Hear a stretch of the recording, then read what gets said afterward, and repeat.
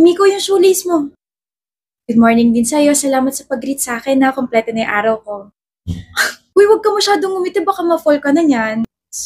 Oh! Ako pala yung na-fall. Literally.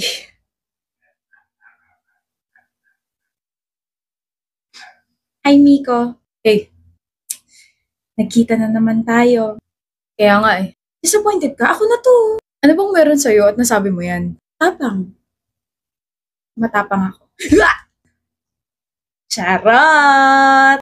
Tapang. So, kaya mo ko ipaglaban? Hindi. Kaya ko ipaglaban yung sarili ko para makuha mo ko. Dami kong kaagaw. Ikaw na lang mag-adjust. Pwede ba yun? Bibili ka? Ako rin. Ina-update lang kita ha. Practice if ever maging tayo na. Sure na sure ah. Manifesting tawag dyan. Dumaan kasi sa FYP ko yung mga nagbibigay ng readings tapos sakto. It's a reading for Taurus daw. Tapos sabi niya, I can claim the good things in this world. Alam ko namang you're good for me kaya I'm claiming you na. Baka naman mapunit na yung labi mo sa kakangiti mo dyan, bro ah.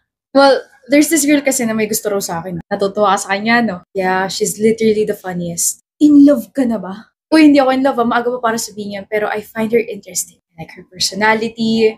I like her vibe. So you like her. Well, you can say that. I like her. Sino? Sandali. Ito yung photo niya sa Instagram.